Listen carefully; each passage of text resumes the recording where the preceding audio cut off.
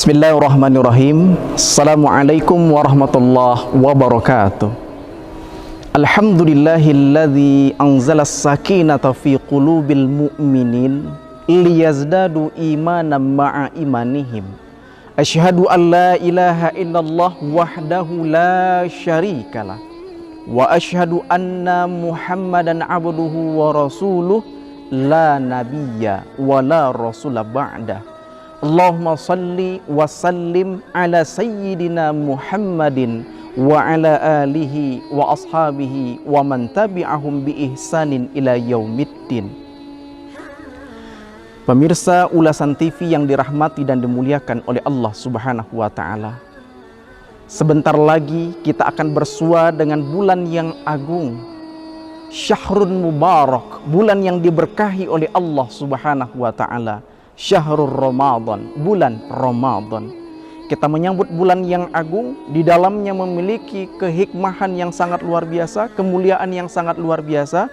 Maka kita harus mampu menyiapkan diri kita dengan sebaik-baiknya, sehingga kita mampu meraih kemuliaan, keberkahan di bulan suci Ramadan. Pertanyaannya adalah, bagaimana persiapan kita menyambut dan menyongsong datangnya bulan suci Ramadan, agar kita tidak tersia-sia selama bulan suci Ramadan, waktu dan saat yang kita lewati tidak sia-sia di hadapan Allah Subhanahu wa taala. Minimal ada beberapa persiapan yang harus kita lakukan dalam rangka mempersiapkan diri menyambut datangnya bulan suci Ramadan. Yang pertama, i'dadul ilmi. Yang pertama, kita menyiapkan ilmu. Ilmu sangat penting, karena ilmu yang akan menuntun dan membimbing kita bagaimana mendapatkan hikmah, kebaikan, dan tuntunan melaksanakan ibadah yang Allah perintahkan kepada kita. Oleh karenanya, Al-Imam Al-Bukhari di dalam kitab hadisnya Al-Jami'us Shahih membuat sebuah bab, al-bab qabla qaul wal amal, al-ilmu qabla qaul wal amal, yaitu bab pentingnya ilmu sebelum berucap dan sebelum beramal. Apa makna yang bisa kita petik?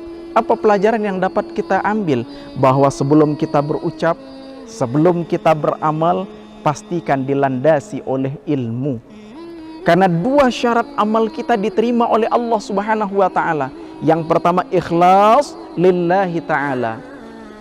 Yang kedua, ittiba'ur rasul. Yang pertama tadi kita ikhlas, hanya mengharapkan ridho dan pahala dari Allah Subhanahu wa ta'ala. Yang kedua, dilandasi contoh kepada Rasulullah sallallahu alaihi wasallam. Dalam hal ini adalah dilandasi oleh ilmu yang bersumber dari Al-Quran dan hadis Rasulullah sallallahu alaihi wasallam.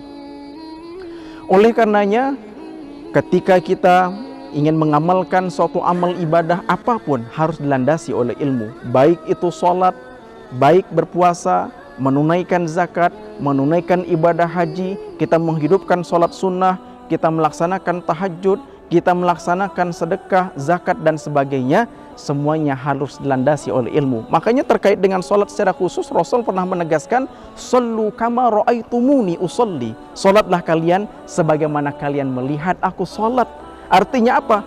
Harus dilandasi dengan contoh, dengan ilmu yang telah dicontohkan oleh Rasulullah sallallahu alaihi wasallam. Makanya sahabat sholat subuh, Rasulullah sallallahu alaihi wasallam selalu mengamalkan sebuah doa, dan doa ini juga yang harus senantiasa kita amalkan. Sahabat sholat subuh diantaranya adalah, Allahumma inni as'aluka ilman nafi'an wa rizqan tayyiban wa amalan mutaqabbala. Ya Allah, sesungguhnya aku memohon kepadamu ilmu yang bermanfaat, rizki yang baik, dan amalan yang diterima. Dari tiga permintaan ini, Rasulullah yang pertama meminta ilmu yang bermanfaat, karena ilmu yang bermanfaat akan menuntun dan membimbing kita bagaimana mendapatkan rizki yang baik.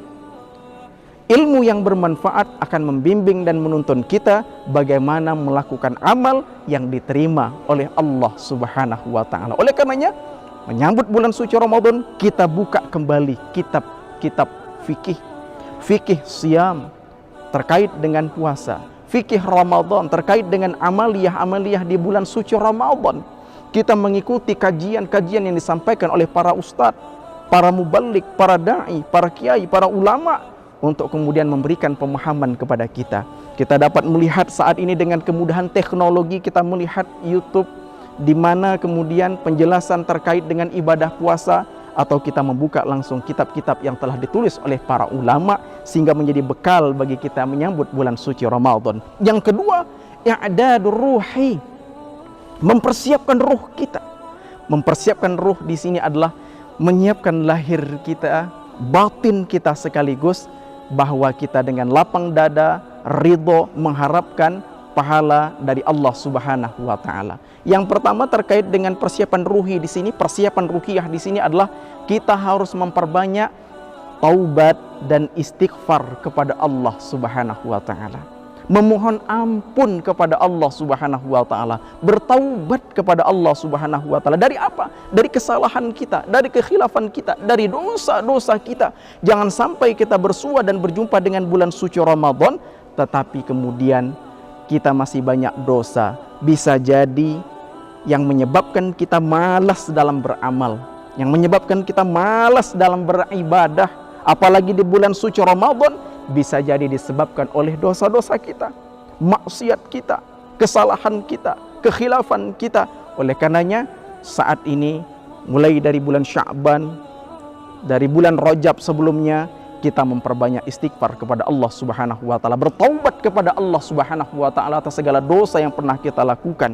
Di antaranya memperbanyak astaghfirullah wa atubu ilaih. Aku memohon ampunan kepada Allah dan aku bertaubat kepadanya. Astaghfirullahal azim alladzi la ilaha illa huwal hayyul qayyum wa atubu ilaih. Atau sayyidul istighfar, Allahumma anta rabbi la ilaha illa anta khalaqtani wa ana abduka wa ana ala ahdika, dan seterusnya. Intinya basahi jiwa kita, lisan kita, memperbanyak zikir, istighfar, bertaubat kepada Allah Subhanahu wa taala. Dan taubat artinya berarti kita meninggalkan perbuatan dosa, maksiat.